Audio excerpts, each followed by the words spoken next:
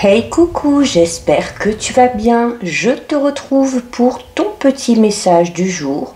Donc, message du mercredi 22 mai 2024. Avant de commencer, je te rappelle que c'est un message général. Donc, c'est possible que ça ne te parle pas. Tu ne le prends en compte que si ce dernier fait vraiment écho en toi.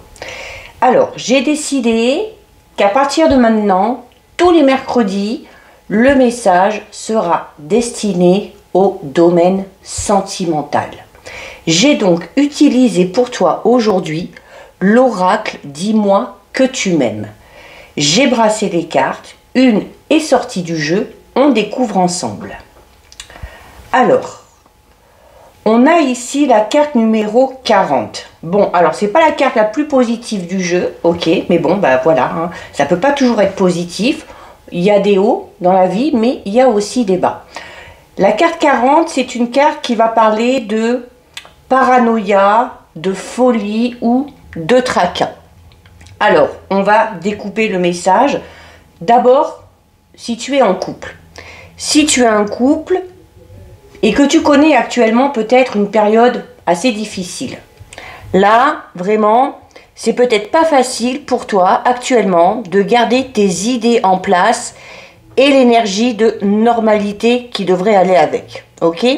Alors oui, il y a une période d'échange ici, mais une période d'échange qui est un petit peu perturbée par des tumultes. Alors, ça peut aller du simple tracas ou, pour d'autres, vraiment à l'hystérie paranoïaque un peu folle. Ok? Donc, qu'est-ce qui se passe d'aussi compliqué qui ne puisse se gérer une bonne fois pour toutes dans ta relation? Alors, plusieurs situations. Si cette situation est épisodique, c'est-à-dire que ça n'arrive pas souvent, il faut, par tous les moyens, stopper définitivement ce phénomène-là. Par le biais d'une thérapie, par le biais d'une médiation, une thérapie de couple aussi, pourquoi pas.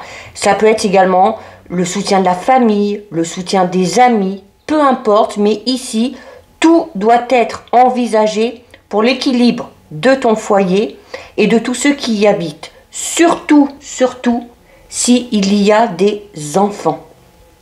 Si tu es dans une relation et que c'est une grande première crise ici que tu connais, hein, ou qui éclate, là, tu vas devoir te poser une seule et unique question très importante. Cette question, c'est: est-ce que tu as envie de vivre ça une autre fois? Donc, à toi de voir maintenant quelle réponse tu veux donner à cette question. Mais, rappelle-toi bien que certains comportements, notamment maladifs, débouchent parfois sur des actes un peu plus graves et sur des actes irréversibles. Donc là, on va notamment parler peut-être de personnes qui sont dans une relation avec un ou une perverse narcissique ou dans une relation vraiment très toxique, très malsaine, d'accord? Vraiment, là, le conseil qu'on te donne, c'est de prendre soin de toi, notamment de ceux qui sont plus faibles, hein, et qui ne peuvent pas se défendre. Alors, il peut s'agir tout simplement d'une situation qui est en train de vivre une personne qui est chère à ton cœur, un membre de ta famille, un ou une amie. Donc, il faudra peut-être que tu t'investisses un petit peu dans cette histoire et que tu défendes la personne concernée si elle n'est pas capable de le faire toute seule. Par contre, et oui, il se peut également que ce soit toi qui déborde un petit peu actuellement, jusqu'à peut-être exploser sans retenue, sans limite. Donc si c'est le cas, il faut que tu ailles vite demander de l'aide. Il faut que tu te fasses peut-être soigner. Alors soigner entre guillemets, comme je dis, ça peut être par le biais de la méditation, ça peut être aussi par le biais de l'hypnose ou d'un thérapeute, d'accord? Peu importe. Mais vraiment, si tu veux retrouver l'amour dans ton foyer, si tu es dans une situation compliquée, c'est à toi seul vraiment et à personne d'autre de faire ce travail pour aller mieux et pour réparer notamment les dommages collatéraux. Ça, c'était pour ceux qui sont en couple. Maintenant, si tu es célibataire ou si tu es dans une triangulaire, Alors là, on est en train de te dire, c'est plus un conseil qu'on va te donner. Parce que là, peut-être que tu vois un petit peu le mal partout. Et à force de voir le mal partout, tu finis par le déclencher. D'où l'importance, je le répète souvent durant mes guidances, de la pensée positive. On attire ce que l'on pense. Donc il va peut-être falloir changer quelque chose au niveau de ta façon de penser. Mais maintenant, la question aussi, c'est pourquoi? Comment ça se fait que tu t'infliges autant de suspicions imaginatives, autant de jalousie et du coup autant de douleur? Ce processus-là, il ne peut te rendre que triste, que malheureux ou malheureuse, et seul. Pourquoi? Parce qu'il t'éloigne de toutes les relations décentes possibles qui s'offrent à toi.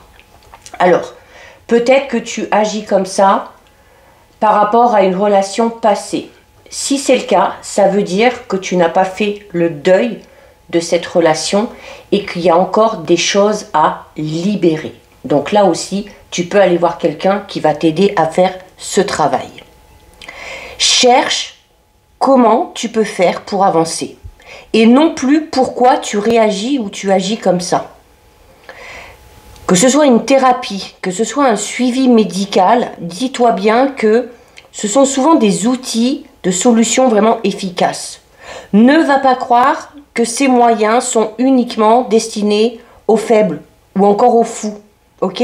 Pourquoi? Parce que ce sont vraiment de vraies béquilles de soutien ponctuel qui peuvent vraiment t'aider à traverser peut-être un moment assez difficile.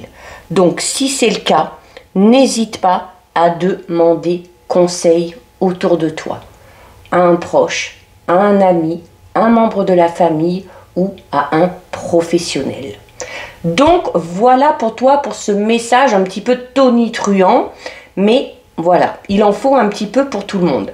Si ce message t'a plu, je t'invite à déposer un petit cœur dans les commentaires.